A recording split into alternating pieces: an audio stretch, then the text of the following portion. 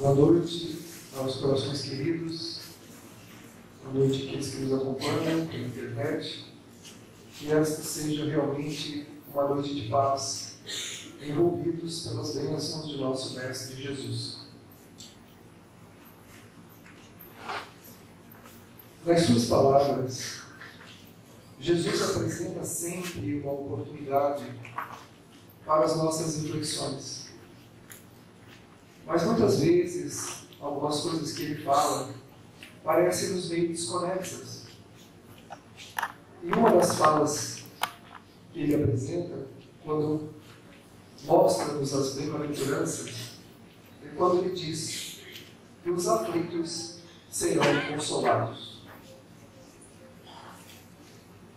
E nós percebemos que grande parte da humanidade sofre imensamente por inúmeros motivos. E essas questões ficariam sem resposta se não houvesse o pensamento espírita, a doutrina dos espíritos, para elucidar para nós o que significa os aflitos serão consolados, apresentados por Jesus nas bem-aventuranças. E nós vamos perceber, em uma explicação de Allan Kardec, no capítulo 5 do Evangelho segundo o Espiritismo, quando ele diz que o homem pode aumentar ou abrandar a amargura das suas provas pela maneira que encara a vida terrena. Apresentando-nos a ideia, então, de que a forma como visualizamos, como sentimos as provas aqui na Terra, a vida que nos circunda, ela pode ser mais branda ou ela pode ser mais penosa, dependendo da maneira como nós olharmos para a nossa vida. Olhando para a nossa vida com a falta de valores, com as viciações que trazemos, com o pouco conhecimento da vida espiritual, realmente a vida parece em alguns momentos sem nenhum sentido. Ela se apresenta com muitas amarguras e com um peso que nós acabamos por não querer considerá-los e até mesmo querer abandoná-los no caminho. E é grande o número de espíritos que abandonam os seus fardos no caminho. Um número muito grande de espíritos na Terra encarnados deixam para trás os fardos, deixam para trás os compromissos, deixam para trás as tarefas, os deveres que vieram cumprir aqui na Terra, acreditando que, aliviando-se temporariamente daquilo que o constrange naquele momento, ele então conseguirá gozar da paz que almeja, ou do êxito, ou daquilo que vem atender os seus interesses, mergulhando em uma complicação maior ainda do que aquela que a prova ou que aquele desafio representava para o espírito. Não sabendo como enxergar a vida, ele quer se livrar de tudo aquilo que representa para ele o desconforto. O relacionamento conjugal, a vida da amizade, o trabalho, a própria vida física através do suicídio, afastando de si as pessoas complicadas, tentando de uma forma ou de outra ludibriar as próprias leis terrenas para dar-se bem aqui e ali, por não aceitar aquela experiência que a vida propõe de crescimento para o espírito naquele momento existencial que ele está vivendo, no caso nosso, esse momento que nós estamos aqui na Terra, passando por essa experiência humana, essa experiência terrena. Muito importante para todos nós e profundamente decisiva dentro do que vai nos acontecer no nosso futuro. Mas a forma como nós encaramos a nossa vida responde pelo sentimento que nós temos em relação ao que nós experimentamos na Terra. Nós podemos aumentar ou podemos abrandar, dependendo da maneira como nós observamos. O cientista da computação, Steve Parker, ele diz, depois de fazer as suas análises e os seus pensamentos, resmungar faz mal ao cérebro. Porque aquele que assim faz, altera as construções da realidade. Olha só, ele diz que resmungar, lamentar, ficar lamentando a vida faz mal para o cérebro, fisicamente.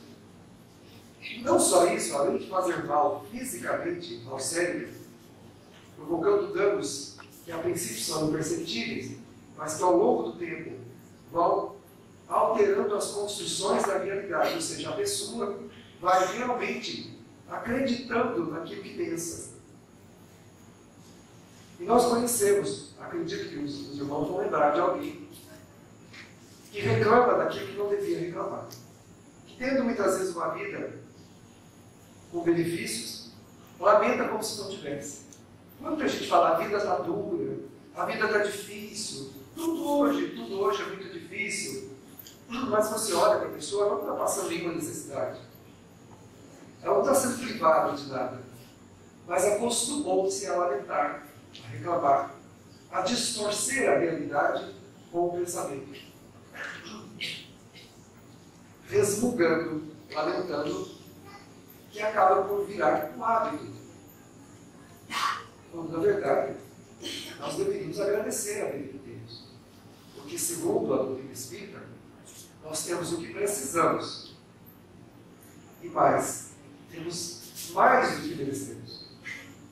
Temos o que precisamos e temos mais do que merecemos. Então, não haveria do que reclamar.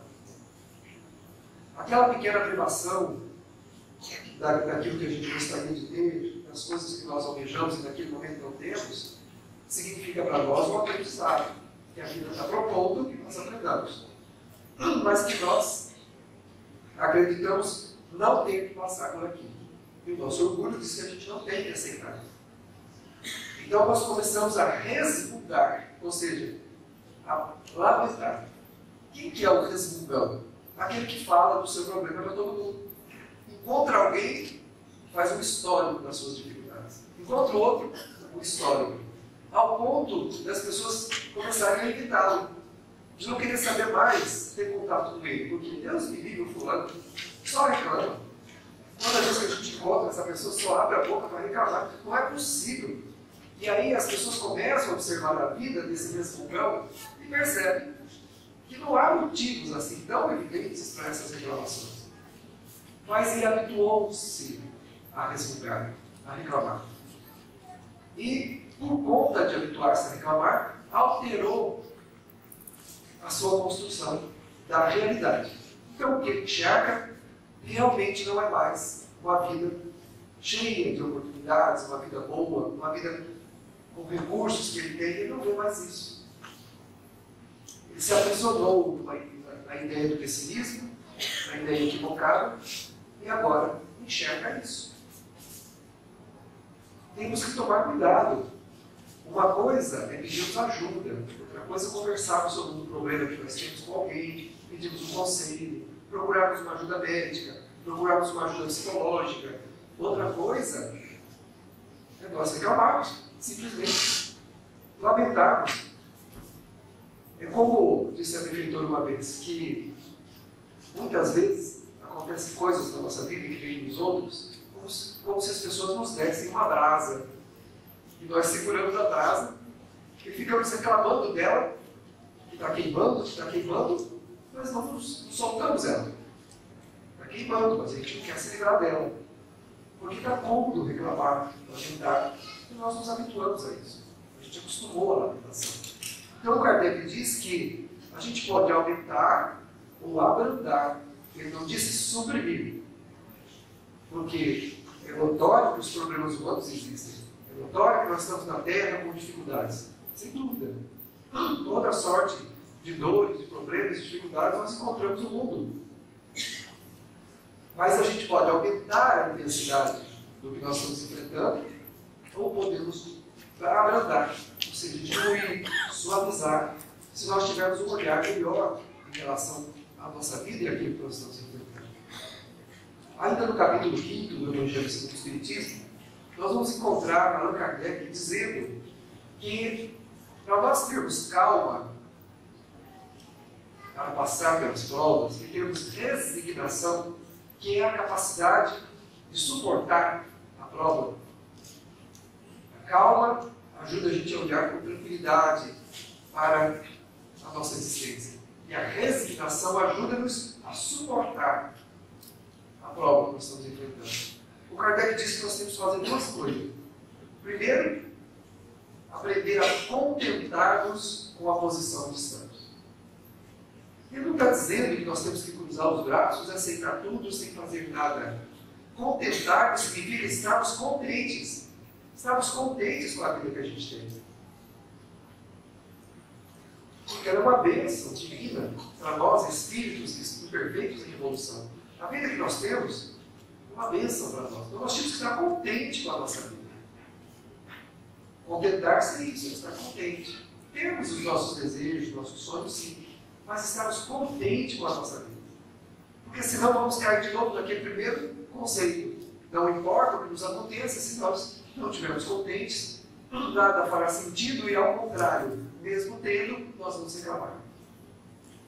Mesmo tendo, nós vamos lamentar. Então, estar contente com a vida, acordar de manhã, olhar para a nossa vida e dizer muito obrigado, meu Deus, pela vida que eu tenho. Muito obrigado pelas experiências que eu estou vivendo, de uma maneira ou de outra, elas são para mim o meu momento de educação. É para eu me educar. Muito obrigado.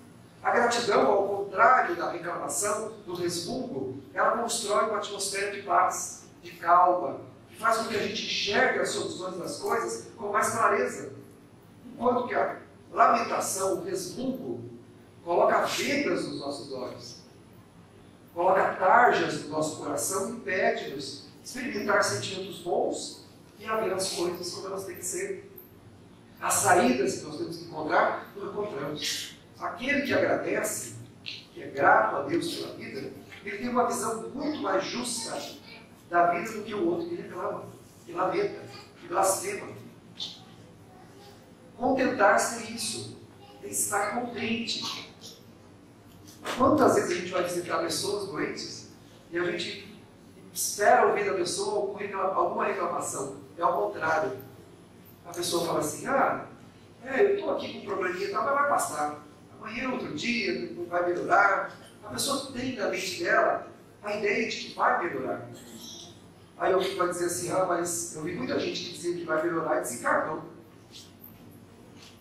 Sim. Mas há uma diferença muito grande em desencarnar num clima de confiança e de esperança do que desencarnar num clima de revolta e de rebeldia. Não é a mesma situação do mundo espiritual desses dois espíritos que enfrentam provas dolorosas. Aquele que reclama, que blasfema, que lamenta, que se rebela, vai encontrar um clima semelhante no mundo espiritual. O seu sentimento vai estar rebelado, vai estar contra a lei divina. Quem está contra Deus está na contramão de tudo que vem de Deus. E o que vem de Deus? O amor, o conforto, a paz, a esperança. Aquele que desencarnou confiante e esperançoso vai na direção do que vem de Deus. Então, ao desencarnar depois de uma vida difícil, ele vai encontrar o quê? Conforto, descanso para a alma, né? Quantas pessoas dizem assim, eu quero morrer para descansar, né? Depende. Será que nós vamos encontrar descanso para a alma? Não é dormir lá do outro lado, não. Ninguém vai dormir. Mas será que nós vamos encontrar descanso para o espírito quando chegarmos no mundo espiritual? Depende. Quem eu sou? O otimista ou o resmungão? Quem sou eu? Eu estou contente com a minha vida ou eu sou revoltado? Aí o Kardec apresenta uma segunda colocação. Ele diz, moderar os desejos. Porque a nossa vida gira em torno do que a gente deseja. Nós temos que moderar os desejos, verificar aquilo que é possível, que está relacionado com o contentar-se com a nossa condição também. Se nós estamos contentes com a nossa vida, nós vamos trabalhar para melhorar, mas não vamos sofrer por aquilo que a gente ainda não tem e talvez nunca terá. A maioria das coisas que nós desejamos, nós não vamos ter nessa existência. Mas a esperança de estar na melhor vida possível, oferecida por Deus, nos ajuda a caminhar na direção do crescimento espiritual e também material, se ele vier. sem dúvida. Nós podemos trabalhar pela nossa melhoria material, pelo nosso conforto, pelo nosso crescimento material. Mas a prioridade não pode ser essa. A prioridade precisa ser aqui dentro do coração, e não aqui fora. Para que nós não, com o tempo, não criemos uma disposição mental de distorcer a realidade e não enxergarmos mais as coisas com relação. E passarmos então a sermos doentes mentais, doentes do sentimento e doentes da mente, precisando então realmente de ajuda médica, em alguns casos até de internação. Em muitos casos, o espírito perde tamanha noção da realidade que ele acredita que a morte é a saída para os seus problemas. É aquele que perdeu todas as referências com a realidade e recorre ao suicídio. Não tem mais referência alguma aqui no mundo que lhe dê segurança para permanecer aqui. Mas isso não nasce de um momento para o outro. Ninguém se torna ou tem ideias suicidas de um instante para o outro. Isso é uma ideia que vai sendo construída no coração e na mente. Por isso, nós temos que corrigir essa visão que nós temos da vida para uma visão mais otimista, mais esperançosa. Como é esses que a gente visita e fala, está ruim, está difícil, mas vai melhorar. Vai dar tudo certo.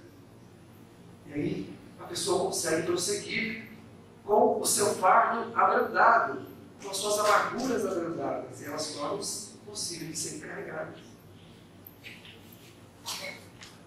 E a medicação faz efeito, a terapia funciona, e o auxílio espiritual funciona, porque o coração está aberto para receber. Enquanto que o rebelado, o pessimista, o que distorceu a realidade está fechado. Ele não tem abertura para nenhum tipo de ajuda. Fechou-se. E toda ajuda acaba sendo simplesmente desperdiçada. Esse tesouro que vem em socorro às nossas necessidades fica desperdiçado. Fica lançado ao lixo, ao chão.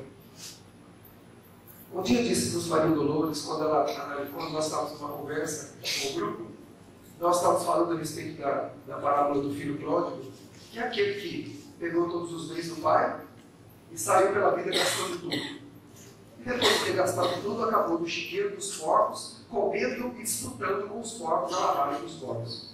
Porque desperdiçou durante a vida tudo aquilo que ele pegou do pai, que ele achou que era direito dele. A Escritura disse assim: nós que temos e que reclamamos, somos semelhantes a esse filho pródigo. E ela disse: sabe por que a gente continua reclamando? Porque ainda não gastamos todas as reservas. Porque ainda temos reservas de saúde, temos reservas de conforto, temos reservas de facilidades. Quando nós fomos convidados a comer a lavagem dos porcos, ela disse: aí nós vamos ter saudade da casa do Pai. Aí nós vamos nos lembrar da vida que nós tínhamos e vamos querer voltar para casa. Então, temos que ter esse cuidado de não descermos a condição daqueles que vão precisar comer a lavagem dos porcos, que é o que o filho pródigo fez. Ele dilapidou todos os bens do pai. Gastou a sua saúde, gastou o dinheiro, gastou os bens, e quando não tinha mais nada para gastar, na miséria mais possível de ser incompreensível, ele então tem que comer a lavagem dos porcos. Naquele momento ele lembra da casa do pai. As reencarnações difíceis, dolorosas, podem significar que nós estamos chegando nesse estado. É hora de olharmos para trás. Não esperarmos chegar ao ponto de termos que ver a terra para comer a lavagem dos porcos. Observemos a humanidade e nós vamos perceber o que é comer a lavagem dos porcos. Não vou dar aqui nenhum exemplo disso. Fica para a imaginação de cada um de nós. Quando olhamos a humanidade e verificamos as dores e dificuldades que o homem experimenta, dá para saber o que é comer a lavagem dos porcos. Temos que voltar para a casa do Pai, o mais urgente possível. Temos que valorizar as coisas que a gente tem. Temos que ter alegria de viver. E se passamos por alguma dificuldade, sermos otimistas. Vai passar. Vai ficar para trás.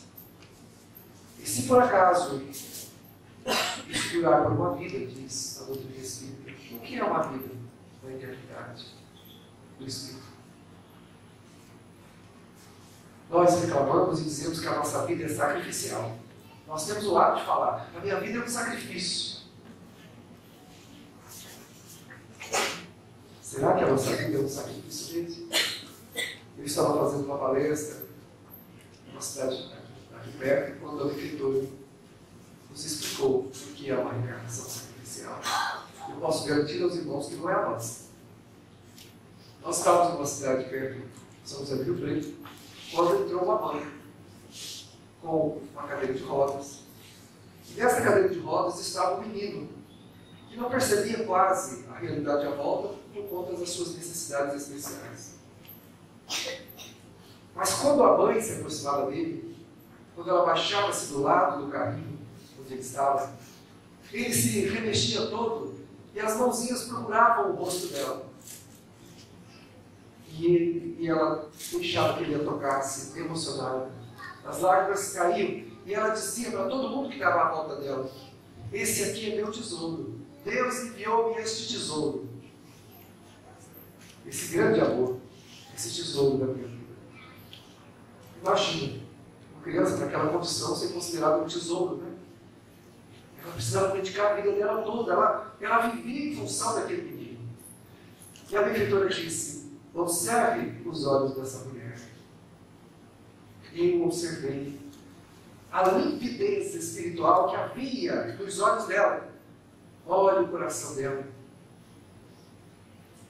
E eu percebi que havia uma irradiação luminosa incomum, coisa que nós não enxergamos no coração das pessoas. O que mais a nossa sensibilidade nos mostra quando olhamos para as pessoas são vibrações escuras na região do coração. Raríssimos são aqueles que se conseguem enxergar do outro lado, observando o cardíaco, a região do coração das pessoas. Dela não. Luzes eram emitidas do coração daquela mulher, que saiu em direção daquele menino, e ele percebia essa energia, e se remexia todo com a presença dela. E a Escritura diz: um dia, no mundo espiritual, esse menino, um espiritual altamente comprometido com as leis divinas na questão do afeto, alguém que não respeitou a afetividade, alguém que usou o afeto alheio, que não, de forma alguma, nunca se doou, ao ponto de não ter quem o quisesse como filho, nem os seus familiares mais próximos, nem a mãe da última encarnação queria saber dele. Quando, no meio da reunião, diante dos benfeitores que iriam avalizar a sua existência, sem uma solução, abrem-se as portas do pequeno local de reunião e todos percebem uma aragem, uma brisa que entra e refresca todo aquele ambiente. Entrou uma mulher, espraiando à sua volta uma luminescência especial, e ela vai na direção do rapaz, segura nas suas mãos e diz: está aqui a sua mãe. Ele disse: mas não é possível. Você sabe da minha situação. Você sabe que a minha vida não vai ser fácil. E você quer mesmo assim? Ela disse: sim, eu vou te ajudar. Eu vou à terra contigo. Eu vou ser sua mãe. Eu vou te ensinar. Vou te falar coisas a respeito do amor. Vou falar ao seu ouvido, vou falar ao seu coração. Então, ela reencarna, recebe esse espírito, e a benfeitora então diz: esta é uma reencarnação sacrificial. Porque sacrifício é quando o espírito, não tendo mais nada aqui, tivesse que voltar aqui para pagar, para resgatar aqui na terra, abriu mão da sua liberdade para atrelar-se à necessidade do outro.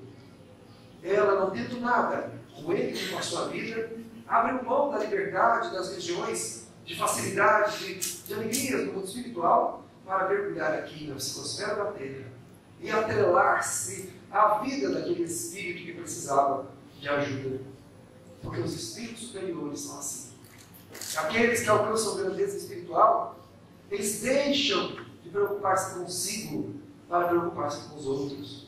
Como fez Chico Xavier também, que atrelou o seu coração ao coração de todas aquelas mães que procuravam. Que iam lá buscar alento, esperança. E o Chico chorava junto, o Chico entregava cartas, o Chico se dedicava, o Chico falava. Ele que não pediu nada para si mesmo, pedia por aquelas pessoas. Em oração, pedia aos espíritos que trouxessem aqueles corações para consolar aquelas mães e as cartas que aconteciam. E ele recebia as mensagens para amparar aquelas mães. Quando o espírito se eleva, ele não tem mais vontade de pedir coisas para si. Enquanto nós vivemos com um chapéu apresentado a Deus, pedindo esmolas ao Criador. A gente pede a Deus esmolas constantemente. Vivemos a passar o chapéu pedindo coisas a Deus. Mas para nós, esses espíritos não fazem isso. O que eles pedem, pedem para os outros. Pedem para aqueles que necessitam.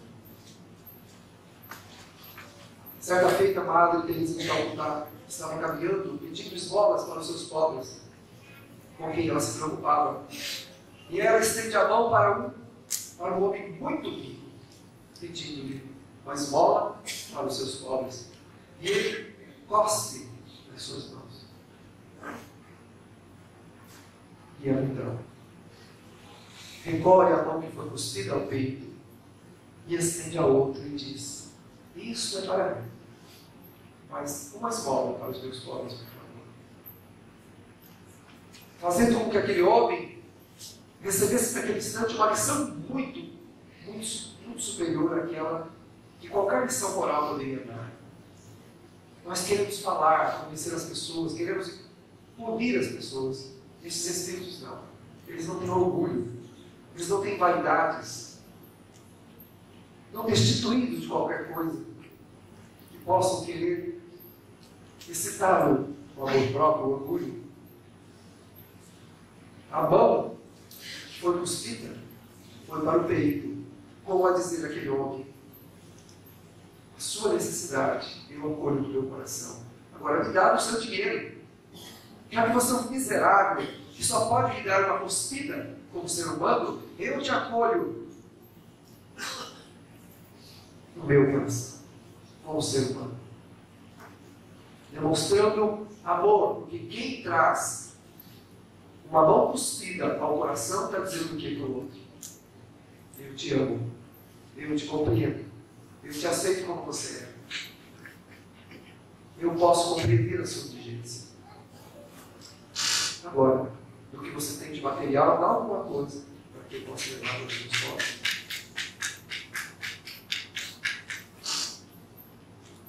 Isso que nós temos que aprender. Quando alguém nos cuspir a mão, com a ofensa, com a indiferença, ou com qualquer outra atitude menos digna, vamos recolher a mão junto ao coração, para dizer ao outro: eu te compreendo, eu te aceito como você é, dentro do meu coração. E se tivermos a coragem de nos apresentarmos como servidores do outro, e não de nossos próprios interesses, com certeza encontraremos almas disponíveis a nos ajudar. O que nos falta é exatamente isso.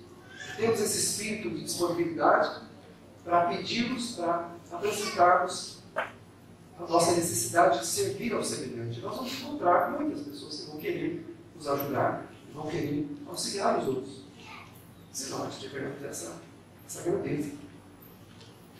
Mas o que acontece? Quando alguém nos ofende, as coisas já param por aí. Nós já nos armoramos contra a pessoa e já não queremos mais saber de nada.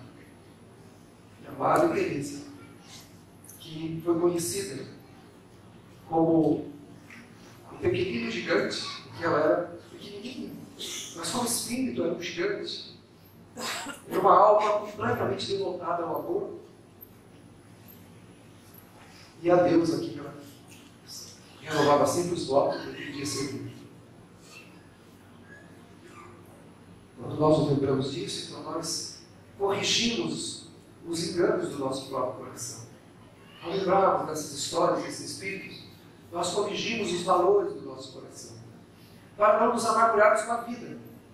Sábado fomos visitar uma pessoa, que é o senhor Ananias, que é uma pessoa que está na cama, uma pessoa que nós aprendemos muito com ele. Alguém que há vários anos encontra-se acamado com a sua doença. E raramente ele reclama de uma dor ou de outra. Ele está no estado terminal há 13 anos. O médico tinha dado 13 meses de vida para ele. Faz 13 anos que ele está em estado terminal. Ou seja, faz um tempinho já, né? Mas se você for lá visitá-lo, você vai descobrir por quê. Ele está há 13 anos em estado terminal. Porque é uma pessoa singela, tranquila. Quando você olha para ele, você não percebe nos olhos dele nenhum tipo de revolta, nenhum tipo de constrangimento, nenhum tipo de sabor. E nós ficamos muito emocionados agora no sábado que nós visitamos, porque no sábado que a gente foi lá, porque ele disse que a única coisa que ele queria era não aborrecer a esposa de madrugada, porque ele dorme na cama, uma cama grande, ela dorme no outro quarto, porque não tem condição deles ficarem juntos, os equipamentos, as coisas que ele tem, são ligadas a ele. Ele disse, a única coisa que eu queria era poder me virar com facilidade para pegar a garrafinha d'água que fica atrás de mim, para não aborrecer a minha esposa e ter que chamá-la de madrugada para ela vir me dar água. A única exigência que ele tem. Mas nenhuma. Só essa exigência. A de poder virar-se e pegar a garrafa d'água.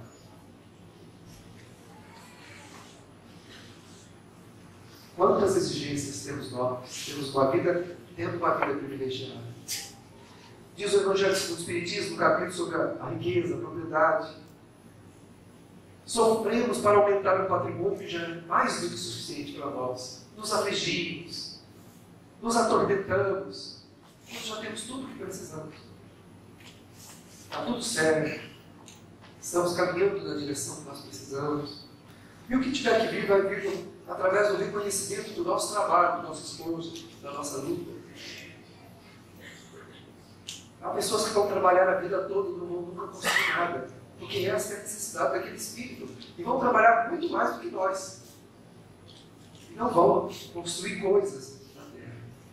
Que é o tempo que o espírito pede para construir sentimento. Então, ele vem para a Terra e diz assim, olha, eu não quero coisas materiais, eu preciso construir sentimento. Ele vem. E o trabalho é apenas para a sobrevivência. Mas o foco da existência é outro. E tenha coragem, alguns desses espíritos, de trazerem para a vida 5, 6, 7 filhos. Enquanto que para ter um, nós estamos pensando se a gente vai ter. Vamos falar, mas esse mundo está perdido, esse mundo não tem jeito, esse mundo não sei o quê. Desculpas, belas desculpas nossas, justificativas para não auxiliarmos o Criador, para permanecermos no nosso egoísmo e não receber as almas, nossos irmãos, para que eles também possam cumprir com os seus deveres aqui na Terra. Depois chegamos no mundo espiritual, não sabemos por que ninguém quer nos receber. Ficamos lá com dificuldades de achar um coração que se disponha a nos aceitar como filho. Trabalho para sobreviver. 5, 6 filhos que são acusados de irresponsáveis, loucos. Eles têm a cota que nós não queremos ser. E é preciso que nós tenhamos um olhar mais justo a respeito da nossa existência. Diminuirmos as necessidades e aumentarmos a disponibilidade para a nossa vivência humana com os nossos irmãos. Acredito que o nosso problema não seja virar à noite para pegar uma garrafa d'água,